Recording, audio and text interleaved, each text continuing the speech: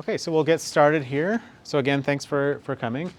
So just quick introductions. My name is Ted. I'm a digital engagement librarian here at York, and this is Alan. I'll let you introduce yourself. Hello, my name is Alan. I'm the Creative Media and Digital Technologies Coordinator, and I work essentially at the Media Lab here. So to get started then, let's just go. This is a quick agenda of what we'll be covering today. We'll just do our introductions now.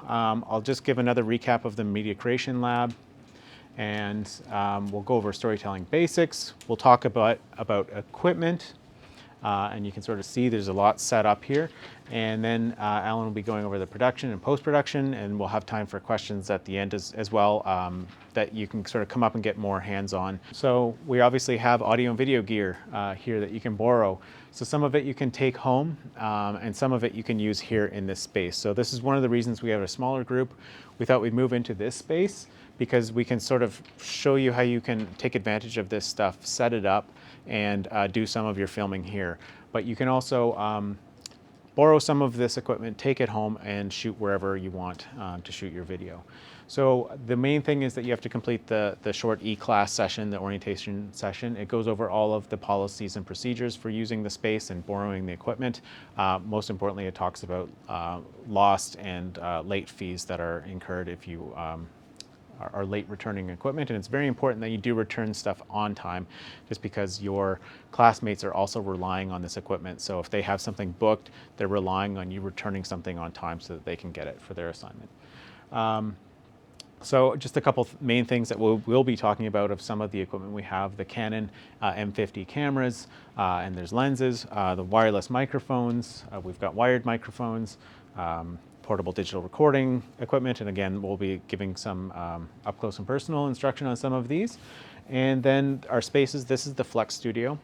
So it's obviously we can use it for filming, but there's also at the very back of the room there, you can see we've got a podcasting table set up that's ready to go for recording for people doing audio podcasts. And a lot of people now are doing audio podcasts but filming at the same time. So this is a great room for that because we can set up this table wherever you want in the room and get it lit and record audio and video. And also there's an audio recording studio in the back room there that you can also book. And then the laptops we have, so if you've got an older laptop that's not going to be very good for video editing, we do have a set of, they're getting a little bit older, but they still do the job. They've got a dedicated graphics card. So if you're doing some video editing afterwards, you can use that, and we've got software installed on there ready to go. And we'll be talking a bit about some of your software options at the end. So there's more to the spaces, but that's a quick recap. So to start with some boring stuff that I'll go over, file management, everyone's favorite topic. So the first thing we want to really hammer home is that video files are large. So particularly if you're shooting with one of these cameras, they're shooting very high res video, which takes up a lot of space. So there's some just generalization. A lot of this depends on the different modes and different cameras and resolution that you're shooting at. But as a general rule of thumb, you can see a 5-minute clip can be up close to 2 gigabytes. So if you're moving files around or storing them, just be aware of that they can be large. If you're shooting on your phone, they're going to be compressed and a little bit smaller, but still, the amount of video you might end up shooting, you're going to be dealing with large files. So just be aware of that when you're especially uploading them to the cloud. File organization, a little bit later, we'll have a chance to see DaVinci Resolve, which is video editing software, and when we switch over to that, we'll get a peek at how Alan organizes his videos files. The main key here, though, is develop a naming convention, so be consistent with that. It's good to use dates. Really, really good to use dates because it makes things so much easier to find, and be descriptive. So again, you're not guessing what that file folder or the file is. And then keep the files sort of in that organized folder system wherever you keep them. And then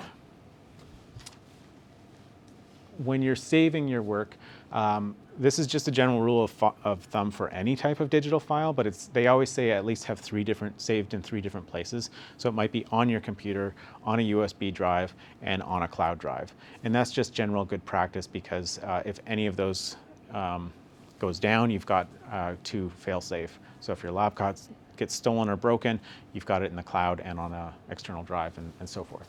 So just a couple things about external storage. It's when you're working with video, really good to have an external portable drive. The only downside obviously is that costs some money. So there's one that we have linked, and we'll share these slides afterwards as well. This is a 1 terabyte SSD drive, which actually I think we have a version of right here. They go for like $100 off Amazon, so that gives you a sense of the cost.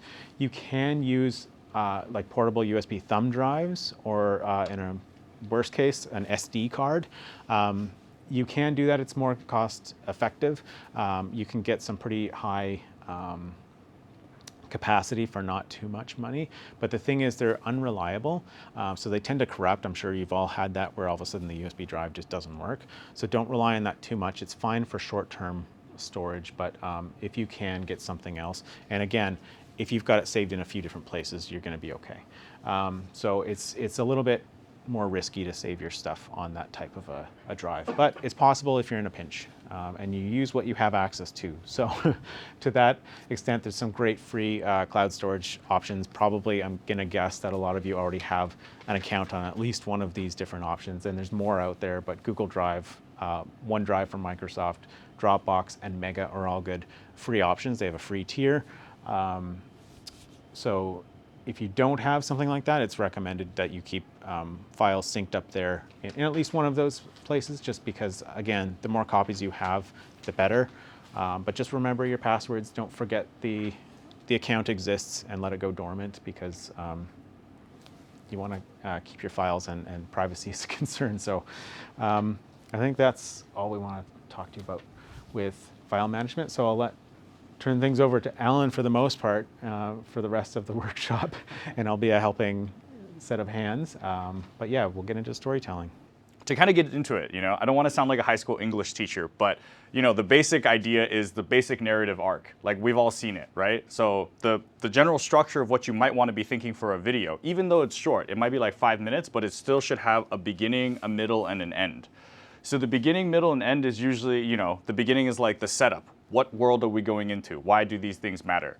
The middle is, sometimes you can call it a conflict, sometimes you can call it a changing action, right? So something happens, and then at the end of it, the audience should walk away with some kind of an idea of, oh, like I experienced, something that was in one state, it became another one, and then it, resolved itself. The interesting and cool thing about documentary form is that it doesn't have to resolve itself in the same way that a narrative does. Right? So in documentary form, one of the cool things is it can end off as a question. So something that ends off as, oh, now that we've explored this, it's food for thought. And this really lends itself well, especially to like short form content. It can be like a quick exploration, and then it just leads its way into like, oh, look into this more, or like, there's something that can like leave you wanting a bit more. So that's just a basic idea of like story arc. So the elements to carry through this story arc usually are A-roll and B-roll, right? So do you guys know what A-roll and B-roll means? So a general way to think about it is, and you can see on some of the content here, right? Like A-roll, we can think of it as the talking sections. In a documentary form, this is usually in the form of interviews or testimonials.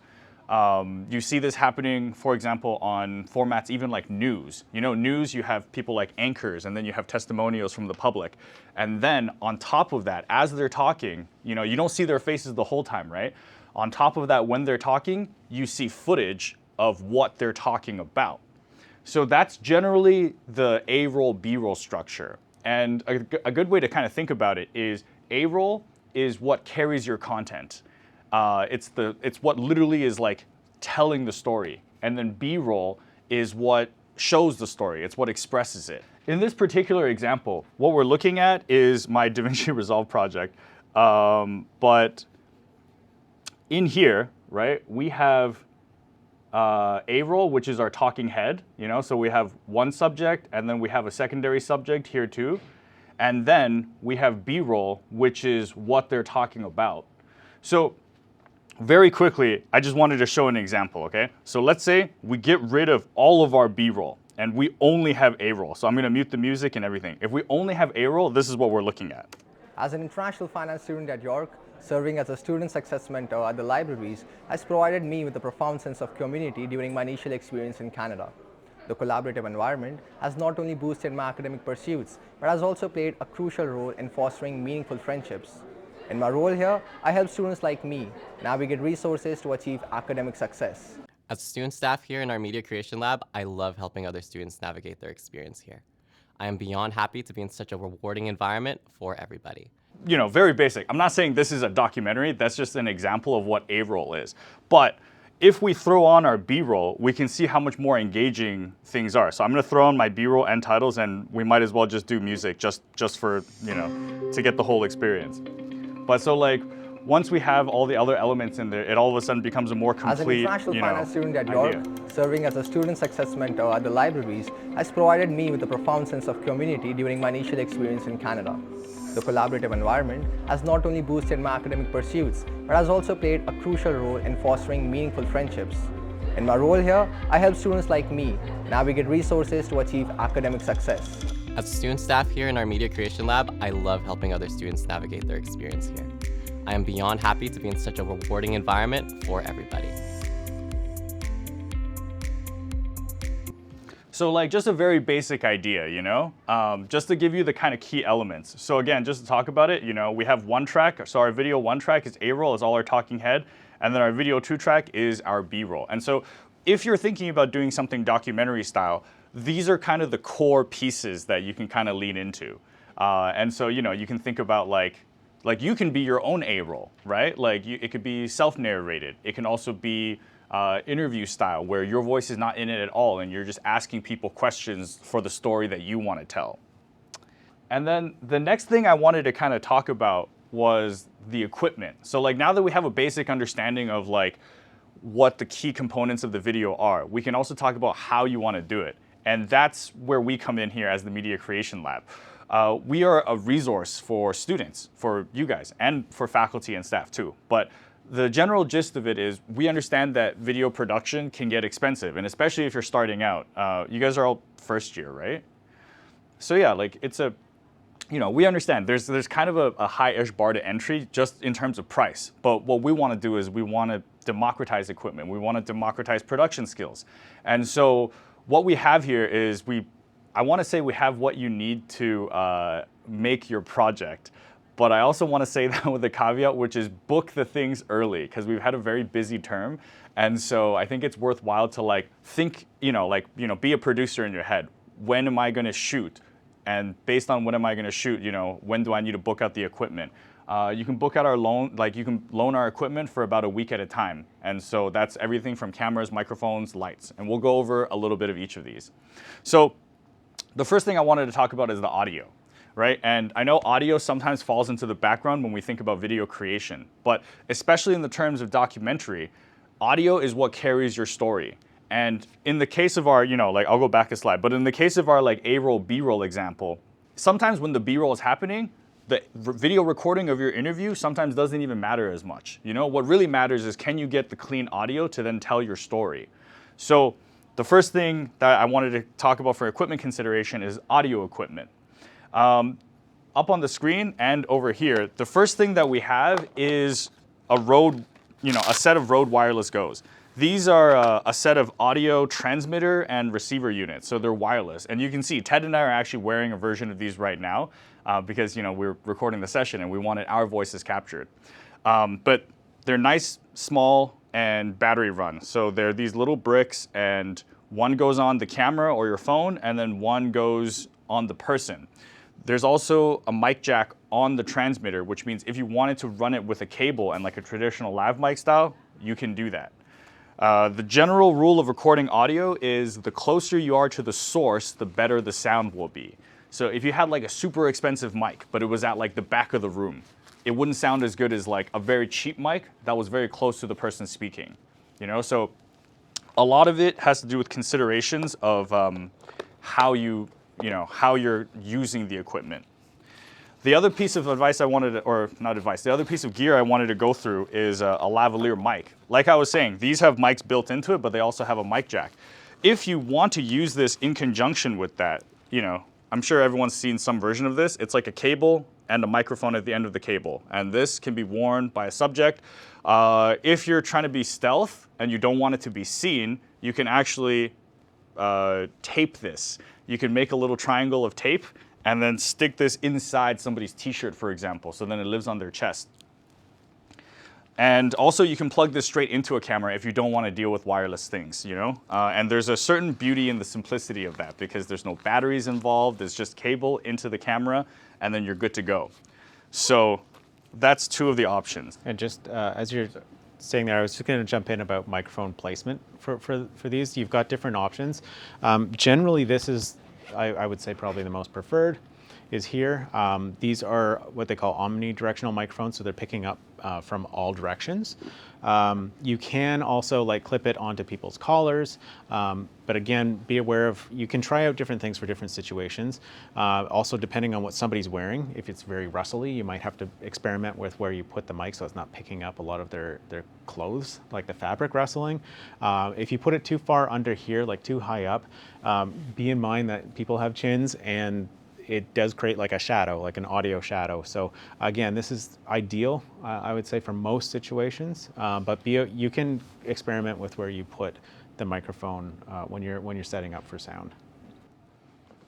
And speaking of setting up microphones for sound, there's another device I wanted to show everybody. Has anyone seen Zoom recorders before? Okay, so these are really handy. Actually, it says handy right on the name.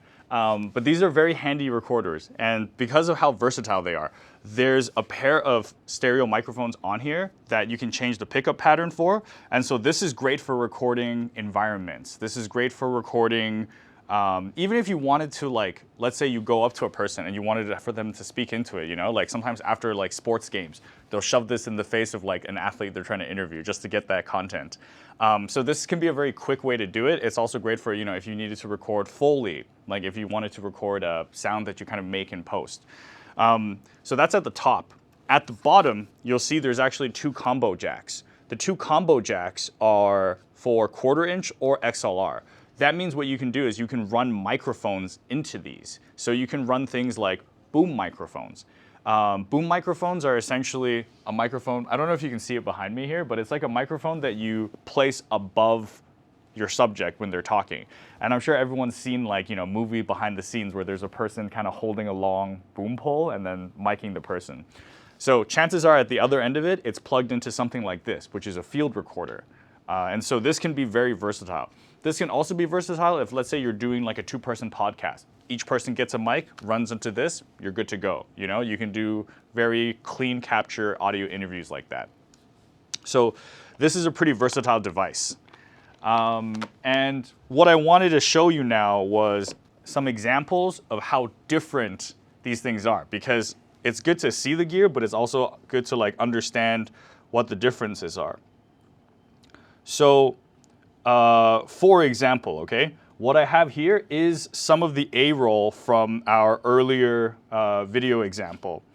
And some of the A-roll that we're looking at here is really just things like, you know, okay, so this top track right here is the camera audio. That's the audio that's from the microphone in the camera.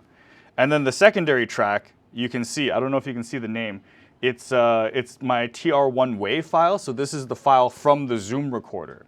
So in this particular case, what I've done is, you know, there's the camera audio for scratch, and then there's the Zoom recorder audio from a boom pole, which is actually this exact mic here. And it's the same mics that we actually use for our podcasting table. So I'll quickly show you. This one, if I solo this track here, we can hear what just the camera audio sounds like.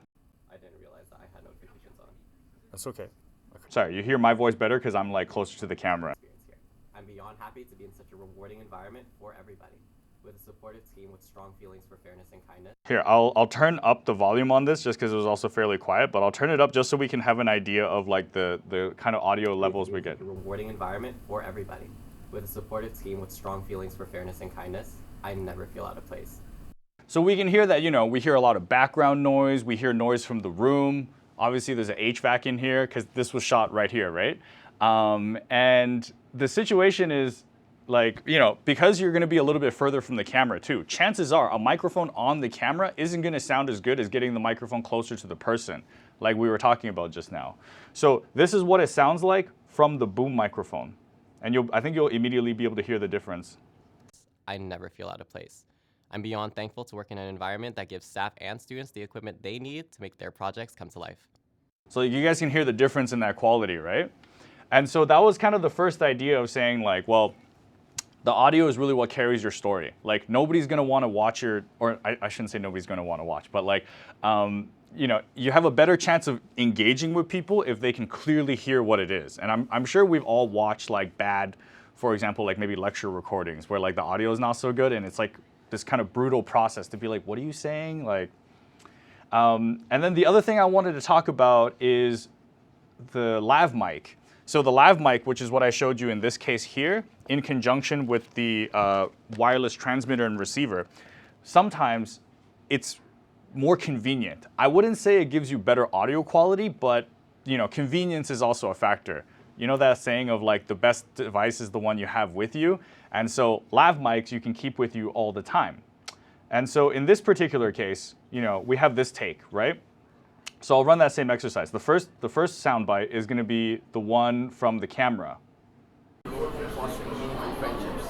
In my role here, I help students like me navigate resources to achieve academic success.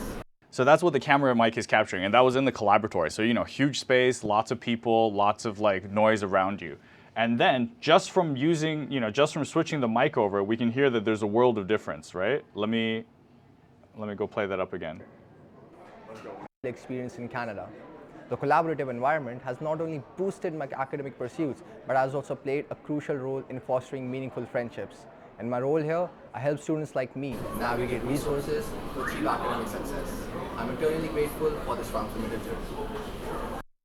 So yeah, that's pretty much the gist of it. I mean, I think you guys generally understand it, but you know, I can't stress enough, like audio recording is important for your video. And I know for a lot of people starting out in video, like audio is kind of the last consideration, but it shouldn't be. It should actually be the first one. Just before you move off of audio, this is something we always talk about in our audio and podcasting workshops that we also do. Just a couple tips in terms of if you are going to be a narrator or the interview subject or interviewer, things that you can do with your voice to improve your recording as well so that your voice is at the best it can be. A couple things. So number one, stay hydrated. So be drinking water. So have water nearby, be drinking water. Things to avoid are things like milk and coffee because they constrict the voice. They sort of gum up and you get a lot more mouth noises and clicks, especially if you do use a close-up mic, whether it's a lav or a boom mic that's really picking up the sound of your voice. So again, sort of hydrate. You can also do like voice exercises beforehand. It's really good to actually stretch out your mouth, like just do the old do that a whole bunch before you talk because it loosens things up and it will be more clear and more intelligible when you actually go to speak and you want to get the best audio, as Alan said, as you possibly can because that's what's really carrying your story. And in case of your assignment, that's like the bulk of the content that you're going to be graded on. So make sure that everybody can hear you. So just a couple tips that we like to throw out if you are going to be recording your voice. So the next thing is cameras. So, you know, obviously that's the whole visual element of it, right? And so cameras are good for, you know, your A-roll interviews and your B-roll content. And so I want to say the Media Lab has you covered here too. So the main device, and this is actually our most popular item, it's a Canon M50. So the Canon M50 is something like, well, it's exactly this device right here. And this is a sample of the kit that you would be, you know, loaning out.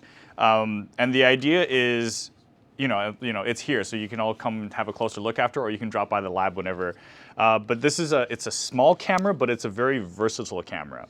Versatile as in, so the first thing is it's an interchangeable lens mirrorless camera. So what that means is you can take the lens off and then you can change out different kinds of lenses, which gives you different looks. So some lenses will be better in low light, some lenses will be better for telephoto if you're like trying to get B-roll from a distance, and some are better for, you know, all-purpose things. So this is the M50 camera, and it can do video and it can do photography, because sometimes you do need some photo content with what you're producing. The other thing that I wanted to say was, if these cameras aren't available, or if you don't want to, or if you don't have the, you know, like maybe you don't have the time or the access to this, it's also worthwhile considering your phone. And I say the phone because modern phones have very good cameras now. Like you can see that there's like an array of you know, camera options for you to choose from. And that same thing that I was talking about with the lenses, there's different lens options now. So I can quickly show you a kind of live demonstration on what like camera quality can look like, as long as you get certain things like lighting right. So yeah, generally this is what we're looking at. Prabji is here and he's on screen. You can all see him, right? So Prabji is set up right now with something that we call 3-point lighting, and the camera source that you're seeing here is our studio camera, which is the Canon R5. It's like the cousin of the M50 camera. But the kind of magical part about this is, well, I mean, you can see this is essentially 3-point lighting. And also, if you ever come into our studio and you want to communicate 3-point lighting to our staff to say this is the setup that I want, everyone should be able to, you know, create this kind of environment for you. But the real magic, I think, comes from this, right? So like, this is obviously the Canon M50, but what I'm gonna do now is I'm actually gonna plug in my iPhone. Can you guys all see my iPhone? Yeah. Nice. Okay, so I'll put it here, but we can see. So normally, it's like, okay, you film on your phone and this is kind of what you get, right? It kind of just looks, you know, basic. So there's a couple of things we can do. So the first thing we can do is let's change our framing, right? So let's say we want this to be a close-up interview shot. Okay, so now we're using the 3x lens. And from using the 3x lens, we can see that all of a sudden our framing looks much better. The other thing that we want to make sure is we want to see some of that contrast. The camera will always try to compensate for the dark parts of the image. So what we can do is we can actually press and hold on, let's say, Prabji's face, right? So we're locking, so AEAF lock is auto exposure, auto focus lock. And after we press that, you know, I'm sure everyone's done this, but like the sun will come out, which is the brightness, and then we turn it down here. So I'll start the recording, we'll lock the exposure, and then we can turn the brightness down. And we can dial it in to where we kind of would want to see it. And so now all of a sudden, we have something that is a kind of much better looking image. And we can tweak this a little bit in post too. Maybe we can go a little bit darker on this.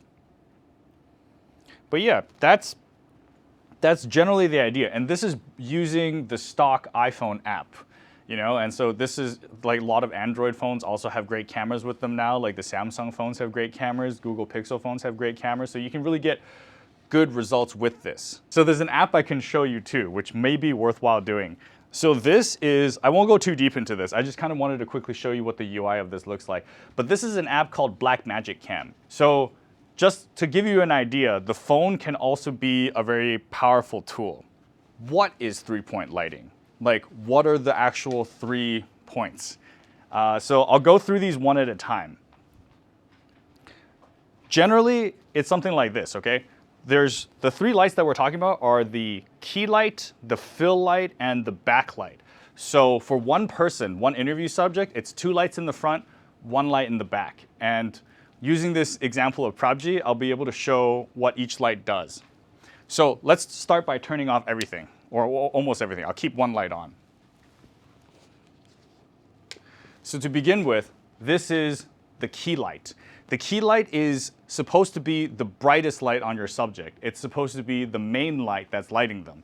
We can see that this is really kind of dramatic, but we can also see that, you know, it's hitting him from a 45-degree angle.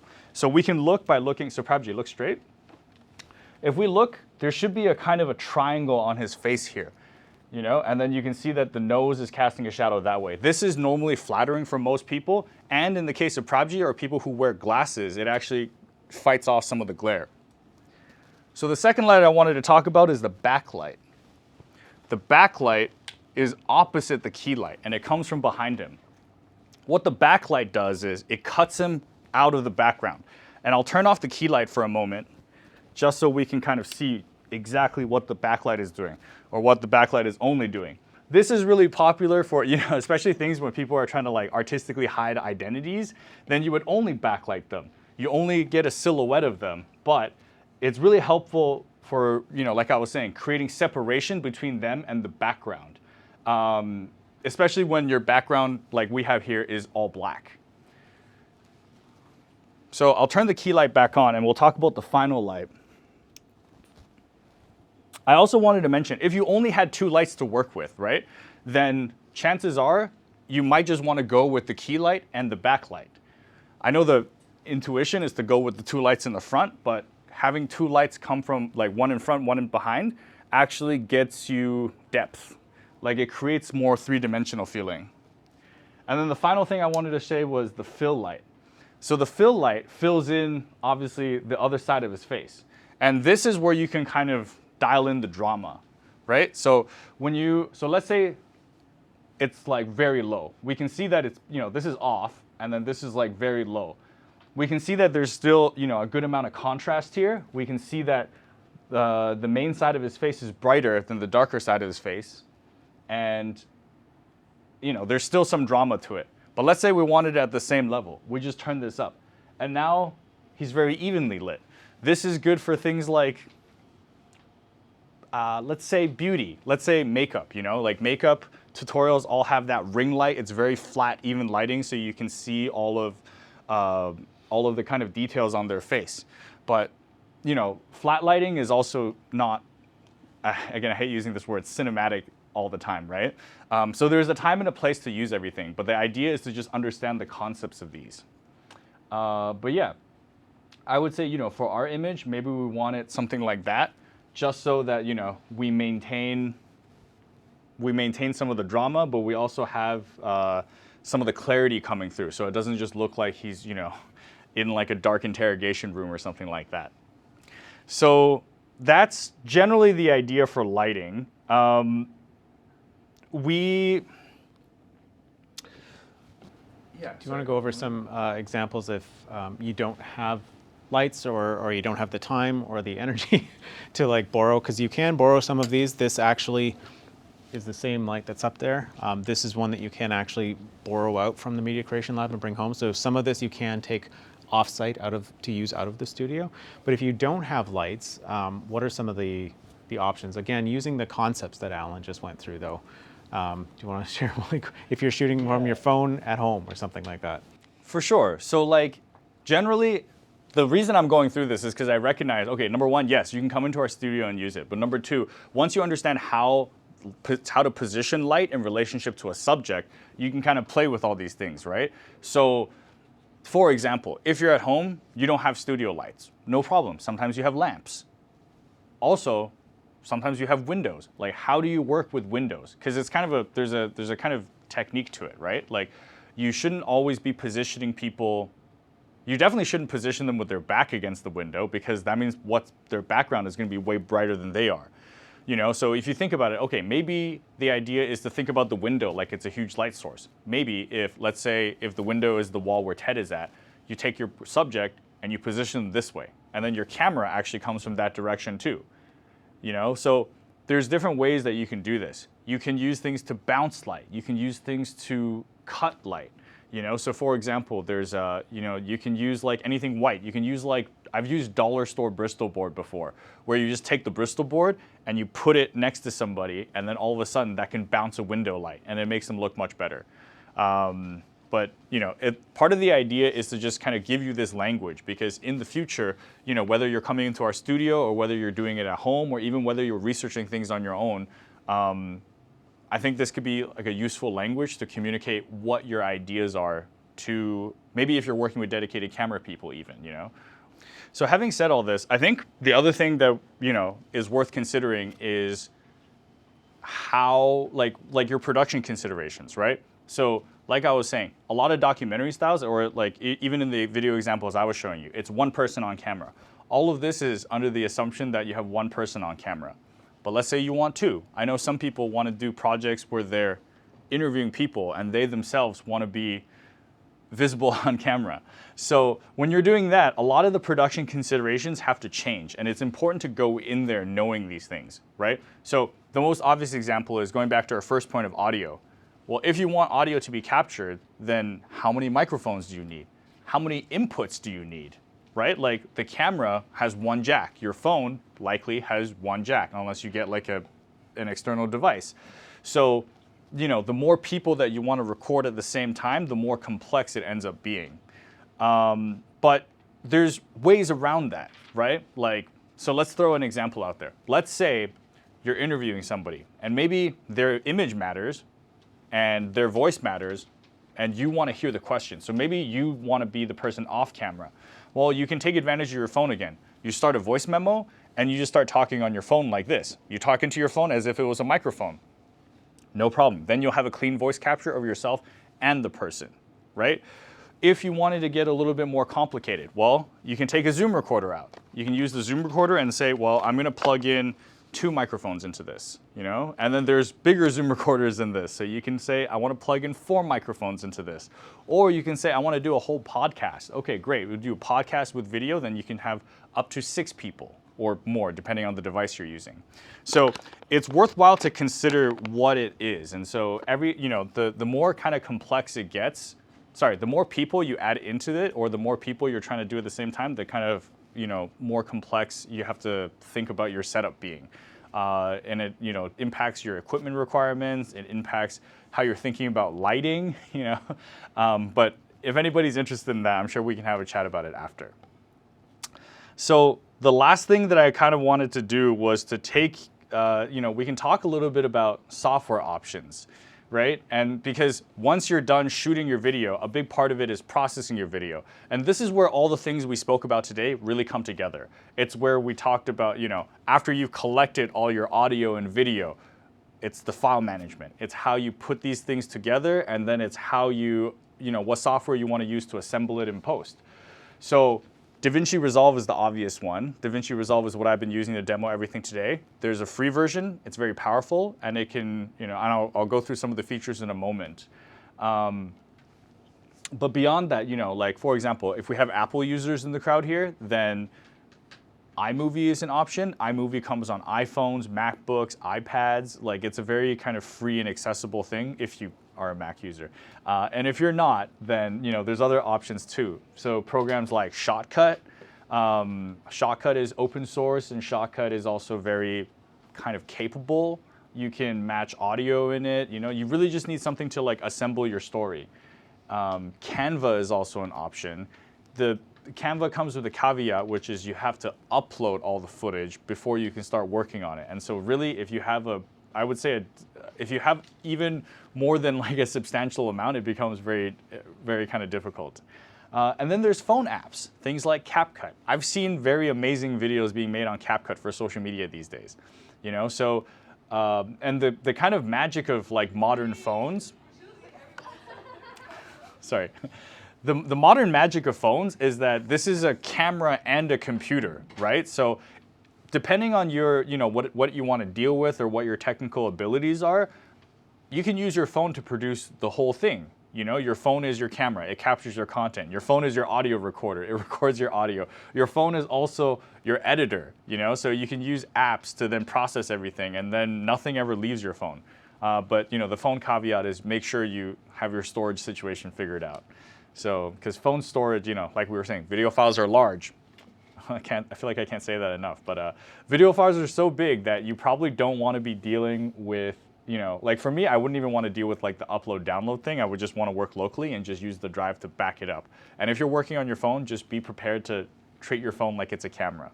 So going back to our example from earlier, like I was saying, this is DaVinci Resolve in here. And there's some very kind of cool features that you can do. So the first thing I wanted to mention is, how I talked about syncing audio? And so essentially the way that all of this audio was recorded was using a device like this.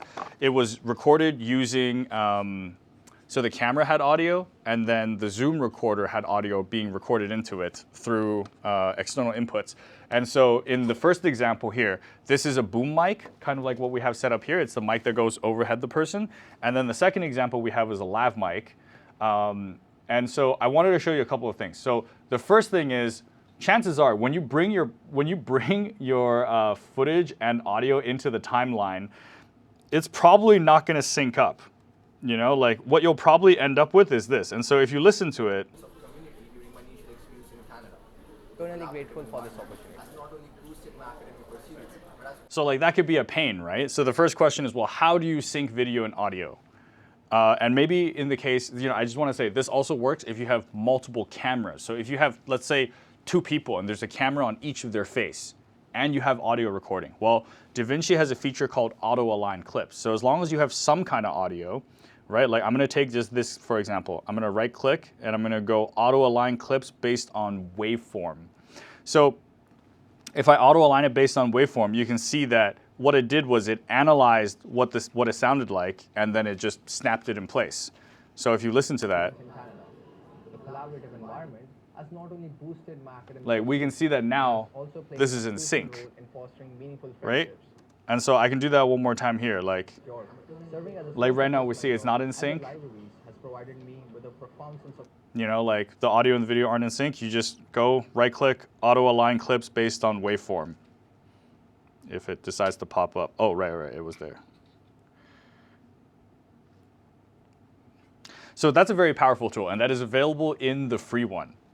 And like I was saying, you can do that with kind of anything. You can do that with like, as long as you have a similar enough audio capture, you know?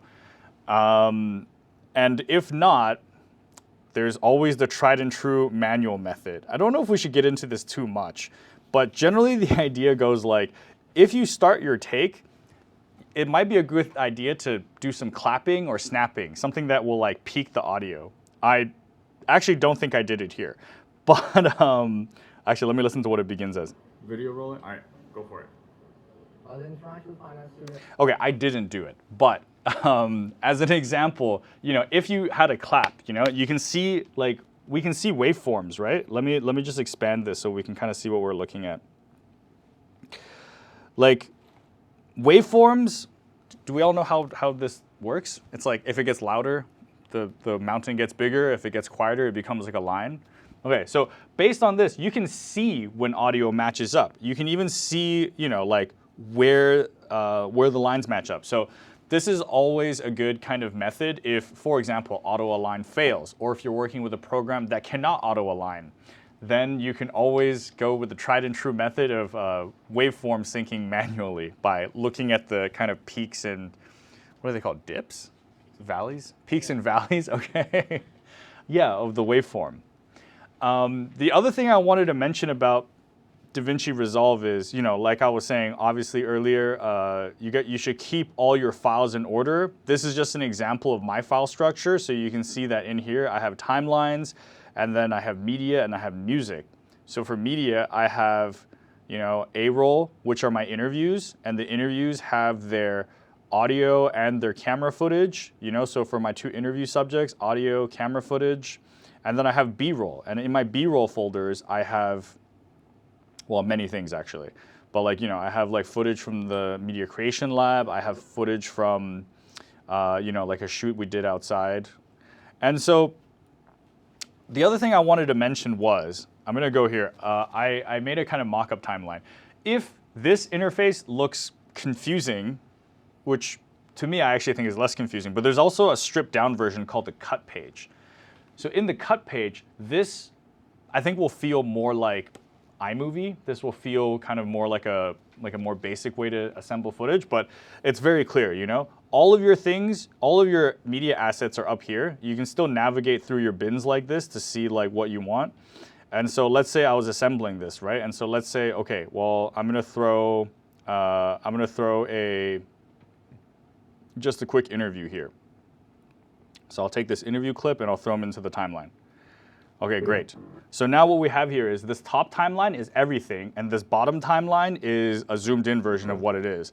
So we have him speaking here, and then let's say we want to assemble all our other things. Well, because I organized my bins, now I can just go into my B-roll, and let's say I want to go to the footage of him doing things here. Okay, and then I can just start assembling stuff. You know, I can just start throwing it in here and it will snap into place because it's very basic and meant to be quick. But yeah, that's kind of the gist of it, you know, and then we can play, sorry, without it being so loud, I'll just play it like that. But we can see, you know, like this is a kind of very quick and basic interface, but I think for a lot of people, they might find this intuitive. You guys know about layers, like Photoshop layers? So it's like the way that I always talk to people about the way that the timeline works is that, like, imagine these are your Photoshop layers with like the fourth dimension of time. So it's like you can layer footage and you can like do things like change the opacity of footage or anything, but it also moves. So yeah, I actually think that takes us to the end of our session. Oh, I should also mention that if you do book some of the equipment or the space, on the Media Creation Lab booking page, there is a field that you can fill out with sort of what your requirements are, what you want to do. And really, we always recommend that you do that. So fill it in. We like to, if it's for an assignment for a class, put in what class it is.